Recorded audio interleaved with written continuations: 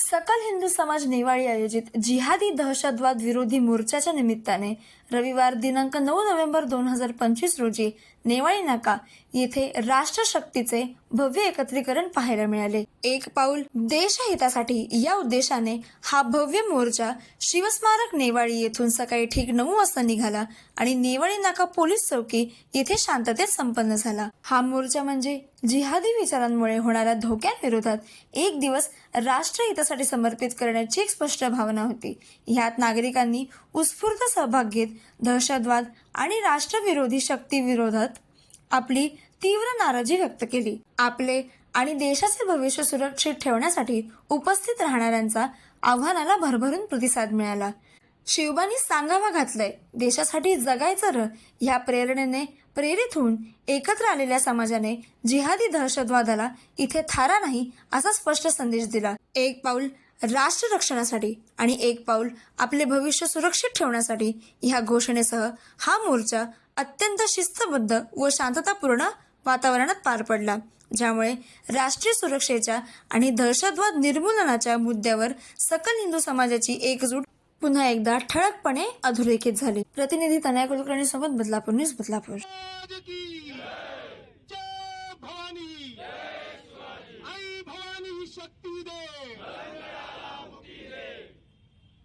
आज सकल हिंदू समाज आयोजित हिंदू मोर्चा आनंदाची गोष्ट आहे, तशी दुःखाची पण गोष्ट आहे. जसं मगाशी भरतजींनी सांगितलं की हिंदू राष्ट्रामध्ये हिंदूंसाठी मोर्चा काढायला लागतो. ही अतिशय दुर्दैवी गोष्ट आहे. गेली 31 वर्षापेक्षा अधिक कालावधी काम करत असताना वारंवार हेच लक्षात येतं की 4 हिंदू तेव्हाच एकत्र येतात जेव्हा 5वा त्यांच्या खांद्यावर असतो. त्याच वेळेस ते एका दिशेने चालत असतात. नाहीतर इतर वेळेमध्ये आम्ही आमच्या जातीमध्ये विभागलेला असतो, आम्ही आमच्या भाषेमध्ये विभागलेला असतो, आम्ही आमच्या पक्षामध्ये विभागलेला असतो. आणि त्यामुळे आज इतकी गंभीर परिस्थिती आपल्या समोर आहे ज्याचं जाणीव आपल्याला अजून सुद्धा हिंदू समाजाला नाही. हिंदू समाजाला अजूनही शत्रुबोध जो पाहिजे त्या पद्धतीचा शत्रुबोध आपल्याकडे अजूनही नाही. आणि म्हणून सुद्धा अनेक संघटनांमध्ये सुद्धा आपण विभागले गेलेले आहोत. हिंदूंच्या अनेक संघटना आहेत, त्याची नावं आपण बसले जातात, डझनभर आता नावं सांगू.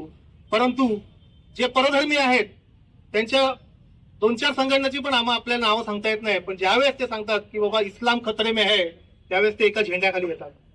आपल्यालाही ती गरज आहे की जर आपला धर्म खतऱ्यामध्ये आला आहे, संकटात आला असेल तर आम्ही सुद्धा काही न बघता, कुठूनही निरोप आलेला असेल तर फक्त भगवा झेंडा आम्ही बघितला पाहिजे आणि त्या झेंड्याखाली आम्ही जी परिस्थिती चालली आहे त्याच्यावर लक्ष दिलं पाहिजे. आपल्या आजूबाजूला कोण राहतो, आपल्या बाजूला राहणारा माणूस कसा आहे, तो कोणत्या धर्माचा आहे, तो आपल्या धर्माविरोधात कार्य तर करत नाही ना, आपल्या देशाविरोधात कार्य तर करत नाही ना, याची जागरूकता ठेवणं म्हणजे धर्मरक्षण. आणि ते सध्या करणं आपल्याला खूप गरज आहे. वास्तविक हा जो मोर्चा झाला किंवा ही परिस्थिती जी उद्भवली आहे याला खूप उशीर झालेला आहे. पण इंग्लिशमध्ये एक म्हण आहे, नेव्हर लेट दॅन बेटर. ठीक आहे, उशिरा झाला पण काय होईना, आपण काही जागरूक झालेलो आहोत. आणि जर अशाच प्रकारे आपण सर्व जागृत झालो तर मला नाही वाटत हिंदू धर्मावर कधी संकट येणार आहे. छत्रपती शिवाजी महाराजांनी जेव्हा कार्य चालू केलं तेव्हा तर खूप मोठा आव्हान त्यांच्या समोर होतं, पण महाराजांनी आपल्याला स्वराज्य घडवून दिलं आणि आपल्या अगदी स्वराज्य. या मोर्चासाठी संपूर्ण सकल हिंदू समाज या ठिकाणी एकत्र झालेला आहे. त्याच माध्यमातून आपले गुरुवर्य हरिभक्तपरायण विश्वनाथ महाराज वारिंगे. आता माझ्या सगळ्याच मित्रांनी सांगितलं की आपण त्या समाजाबद्दल बोललो, पण आपला हिंदू धर्म हा किती मोठा आहे हे आपण कधी अवलोकनच केलं नाही. आणि हे आपल्याला कुठे बघायला मिळेल का, जेव्हा आपला हिंदू सनातन धर्म आहे, आपली जी हिंदू संस्कृती आहे, गावागावात आज आपल्याला गरज आहे. आज महाराजांनी मध्ये एक आरती सुरू केली गावागावात जाऊन, का धर्मजागरण आरती. मोरेस आपले अर्जुनजी बोलले की आपली मंदिरे ओस पडली. आज कुठेतरी इस्कॉन टेम्पल झाला, तिथे लाईन लागले मंदिरांची, पण माझ्या गावात जो मंदिर आहे त्याचा पावित्र्यता आम्ही राखतो का? आमच्या हिंदू धर्माला किंवा आमच्या सनातन धर्माला आमच्या गावापासून, आमच्या मुलापासून, आज आमची मुलं आहेत, आमची मुलं असतील तर माझ्या घरात आरती होते का, माझ्या घरात काहीतरी नमस्कार होतो का माझ्या देवाऱ्यात बसून? इथून सुरुवात आपल्याला आज गरज आहे. आज आम्ही पाहतो आपल्या गावागावात ज्यावेळी आपण मलंगराची चळवळ घेतली तर त्यांच्यामध्ये इन्व्हॉल्व होऊ शकतो. मग अशा वेळी आपण जागृत राहणं खूप जरुरीचं आहे की आजूबाजूला काय घडतं, एखादी जर कृती जर चुकीची घडते तर त्याच्यासाठी आपण आधी सहकार्य करणं जरुरीचं आहे. सगळ्यांना सामोरं ठेवून जरूर ज्येष्ठ असो किंवा कोणीही व्यक्ती असो, एक संघटना आहे आपली, त्या संघटनेमार्फत आपण त्यांना मदत करून त्यांच्यावर ती दृष्टी आणणं जरुरीचं आहे की ही गोष्ट चुकीची घडते आहे.